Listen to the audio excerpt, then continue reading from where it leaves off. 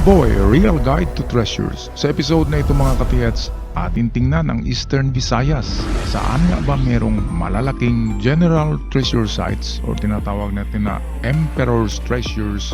Pero bago tayo magpatuloy sa mga bago pa lamang nakabisita sa aking channel, subscribe this channel para palagi kayong updated. Just click the subscribe, red button down below and the notification and the bell para palagi kayong updated sa mga latest upload videos ng channel na ito. At sa aking mga avid followers, ako'y mag-shout out sa aking avid followers right here in the Golden Boy Real Guide to Treasures channel.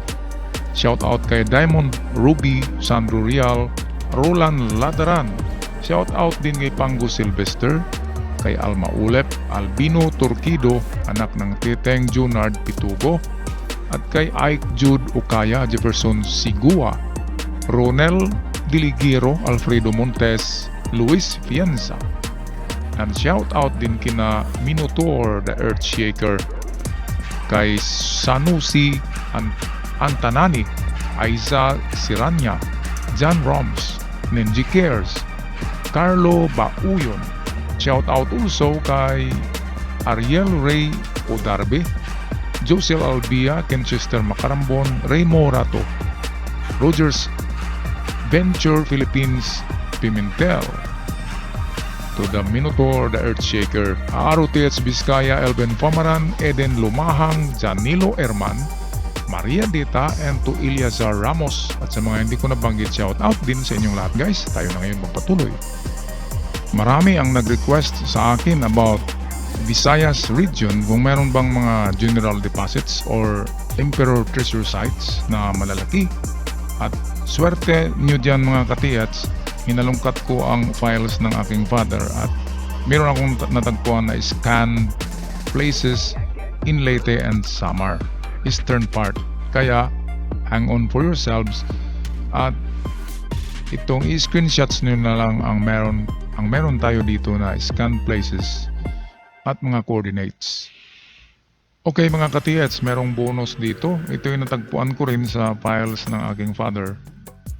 Ang Visayas region ay mayroong mga longitude, latitude given ng mga buried big deposits na tinatawag natin na general treasure sites. Na pag-aari ng general, kapag ganyan ang treasure na merong sa inyong lugar, of course, merong treasure bunker yan kasi sinisigurado ng general na hindi basta-basta makuha ang treasure. Kaya gumawa sila ng treasure bunker na napakalalim. Ang nagukay niyan ay mga prisoners of war, yung kanilang mga priso at supervised by soldiers ng Yamashita soldiers. At merong mga giveaways kaya malaking deposito nga. Kasi pag general treasure site, merong nasa 3 or 4 na giveaway at isang bunker na napakalalim at napakahirap kunin. Kukunti lang ang nakakuha ng treasure bunker. Isa diyan si Roger Rojas sa Baguio City. Natagpuan niya yung bunker, nandun ang Buddha at saka yung pile-pile ng mga gold bars. Maliban pa doon ay meron ding ibang nakakuha. Example na diyan, si ating presidenteng Marcos noon ay nakatagpo rin niya ng mga bunkers ng general treasure sites.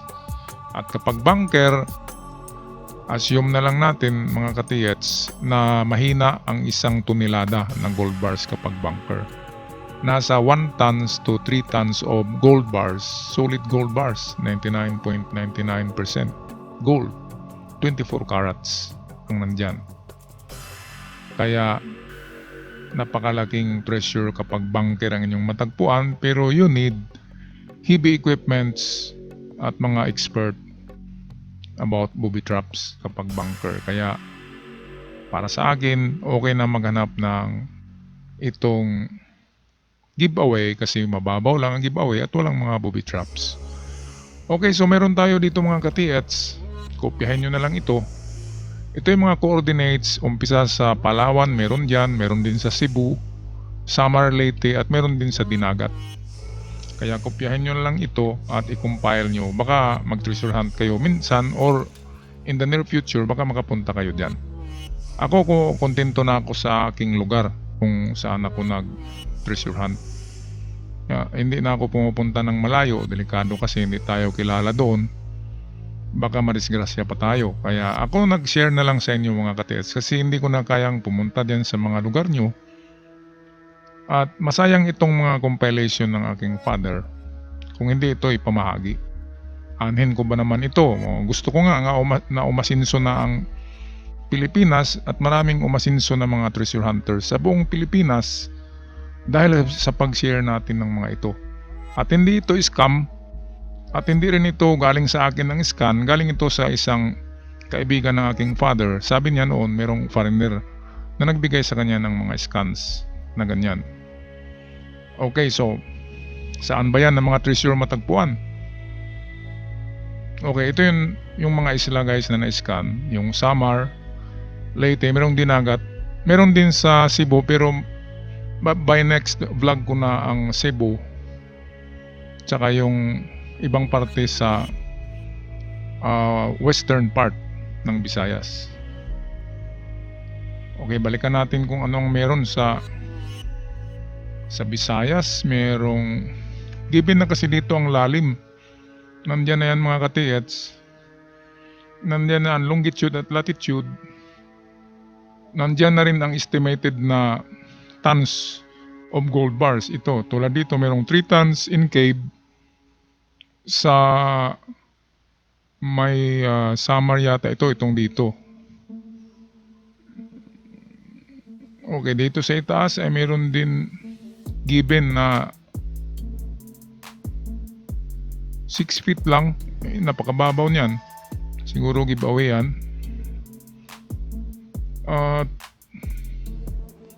Dito ay merong given.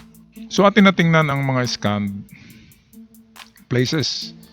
Gamit ang Google Map, atin ito i-overlap sa itong aking file para malaman natin kung anong pangalan ng mga lugar ang merong nakabaon na general treasures. Hang on guys. Okay mga katiyats, mga brothers and sisters dyan sa treasure hunting natin sa parting Eastern Visayas, ang mga regions ng Samar, Leyte, kasama na rin itong mga katabi niyang mga isla na maliit at kasama na rin dyan ang parte ng Dinagat Island ay meron dyan. Okay, ilang treasures ba ang meron dito? Sa isla ng Samar, itong mainland ng Samar ay merong 4. Merong 3 na magkatabi lang, ito'y mga neighboring towns lang ito. So magkatabi lang silang 3 towns ay meron ting isang general treasure site. At sa banda rito ay meron isa. At sa itong parting baba naman, sa Leyte Island ay merong 3 malalaking treasure site. At meron isa sa halos gitna ng Dinagat Island. Okay, so ang gawin natin ay i-overlap natin ang Google Map na latest version ng Google Map para atin matansya kung saan yan anong mga pangalan ng mga lugar. So ito yung Google Map. Merong lugar ng Katarman. Sa palagay ko dito nga yan, malapit sa Katarman. 3 diyan, meron dito sa dito sa may Burungan. At Ormoc pala. Dito pala yung sa Ormoc yung sinabi ko na sa may Leyte. So isa sa Ormoc, isa sa Leyte. At isa rin sa Dinagat Island. Itong Cebu ay baka bukas natin yan i-vlog ang treasure sa Cebu City. Marami rin ang nag-request dyan sa Cebu. Alam nyo naman, ang Cebu is a very progressive city at hindi na kayo pwedeng maghukay dyan. Maliban kung ang lugar nyo ay malayo pa sa syudad at merong mga bundok. Kaya meron din dyan sa Cebu City. Atin yan tatalakayin by next vlog. Ngayon atin na ito i-transparent mga katiyats para malaman natin kung anong mga lugar nga sa Eastern Visayas ang meron. I-transparent lang natin ito, i-overlap natin sa itong scanned map, ganyan. Oops. I-fit lang natin yan para malaman natin ang eksaktong mga lugar Hindi man yan eksakto pero at least malapit tayo dyan. Kunti lang ang error nito. Meron lang plus and minus errors. Ang importante, alam natin ang kung saan yan na lugar at saka doon na kayo mag pinpoint pag nandun na kayo sa lugar na yan. Kung baga sa ano pa ito sa research, ito'y general research at papunta tayo sa detailed research. Ibig sabihin, kung nandyan ka sa example sa lugar ng Katarman, ang laki naman ng Katarman, di ba? So ang gawin ay mag-research naman doon pagdating sa Katarman kung saan ba yan. Magtanong-tanong sa mga ibang treasure hunters doon, collaboration kayo at magtanong din sa history ng lugar sa mga matatanda. Okay, so atin na ngayon guys. Ayan na atin na yan na overlap at eksakto na yan. Ngayon ang gawin ko ay lagyan ko ng mga dots ang lugar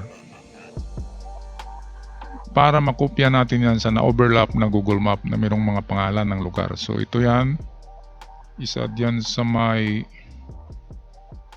malapit to lahat sa Pambujan. Ano bang lugar yung Pambujan? So taga Samar, alam nyo yan.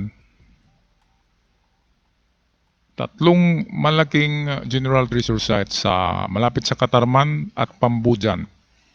At isa dito sa may sa baba ng Burungan City ay meron ding isang malaking treasure site dyan, general treasure. At dito naman sa Ormoc pala, shout out kina Lucy Torres at Richard Gomez dyan. Baka nandun ito sa asyenda ni Torres. Shout out dyan sa inyo mga taga Ormoc. Meron kayong dalawang general treasure site dyan. Ano nga bang lugar ito? Wala kasing nakalagay dyan na pangalan. So iulit niyo lang pag Google Map yan at makita nyo yan. Ngayon sa Leyte, hindi ibig sabihin na walang scan dito sa akin ng Leyte. Hindi ibig sabihin na wala dyan sa Leyte. Marami sa Leyte. Ito lang ang mga lugar na na-scan ng kaibigan ng father ko na treasure hunter din na Amerikano. Kaya wag lang kayo mag-worry na wala sa Leyte. Meron yan, marami yan. Sa malapit sa Dalampasigan, merong mga napakaraming mga tinatawag na itong soldiers treasures. Ibig sabihin, mga sundalo lamang ang nagbaon, hindi general. Okay, Sugod, taga Sugod Leyte. Nandyan, malapit lang talaga sa inyo. Sugod Leyte. Sa isang barangay malapit sa dagat. Sa parte ng Sugod yan. At isa sa Dinagat Island dito sa pinakagitna. Ayan. Ngayon gawin natin guys, akin na ibalik ang picture ng Google Map sa kanyang original na estado. So, okay, andyan ha. Ngayon, alam na natin kung saan yan ang mga ito guys. Malaman na natin ito kung anong mga lugar ang meron. Ito. Atin ikutan ng blue. Pambujan. Ayan. Merong tatlong general treasure site, malalaki. At straight sila, nakalinya yan ang tatlo. Meron din sa baba ng Burungan, in between Salcedo and Burungan, isang malaking treasure site. Sa Ormoc, dalawa. At sa Sugod, meron isa. And then, Dinagat Island. Shout out mga taga Dinagat Island. Pupunta ako diyan ngayong bakasyon sa Dinagat. Pupunta ako ng Cagdianaw. Pupunta rin ako ng yung parte ng Dinagat na mataas na bundok. Kaya kita-kits na lang tayo diyan mga katigats. Okay, so ngayon para masigurado tayo, i-overlap ko pa ito ng isa pang picture sa Google Map na ito, which is parang mas maganda ito na na mapa kaysa kanina, di ba? So ang gawin natin ay ganun din, overlap natin ito. Ayan mga katiyats. Ngayon ay atin ito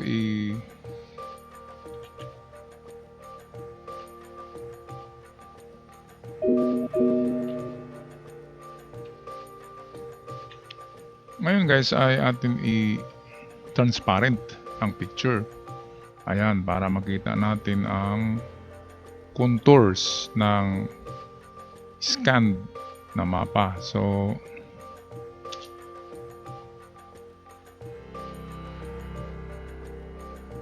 ayan, atin ito i-fit.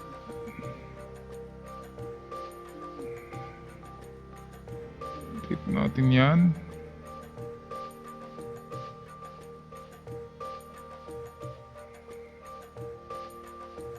Malapit na. Okay. So okay, yan na yan. Okay, so i-trace natin ang mga dots using blue. Blue naman sa ngayon na kulay. Atin i-trace ang mga dots. Ito, 1, 2, 3, 4, 5, 6, 7 lahat sa Samar and Leyte at pang-8 sa Dinagat. Ngayon, ibalik natin sa original na hindi transparent. Ayan, and then atin ito i-blow up. I-screenshots nyo na ito mga katiyats.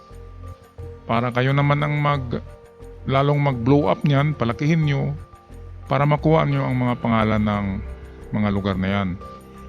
Kasi yung nilagay dyan ay mga lungsod lamang. Palagay ko nasa mga bundok yan. Okay, so eto.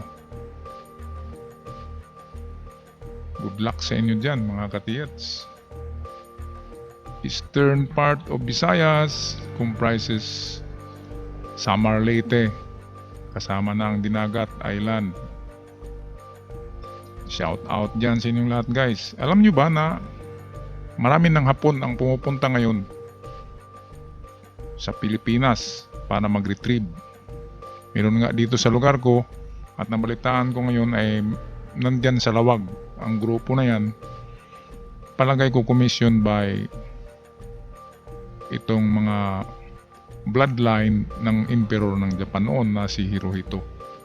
Ang mga yan kasi meron silang mga mapa. Kaya ganyan, project lang ang ipalabas niyan, mga donation ng building, pero ang sa likod niyan ay gold recovery. Okay, so yan lang guys ang aking ibahagi sa inyo ngayon. Eastern part of Visayas. Mabuhay kayong lahat dyan. Dahan-dahan lang sa pagtreasurehan. Ingat lamang at dapat palaging merong kasunduan at dapat meron talagang bahagi ang may-ari ng lupa. Huwag mag-ninja move na yung nakaw lang na paghukay. Mahirap yan kasi kung magawa kayo, pwede kayong habulin. Okay, ako'y magpaalam na. The Surigao-san for my late father's channel. Ang The Golden Boy, Real Guide to Treasures. Paalam.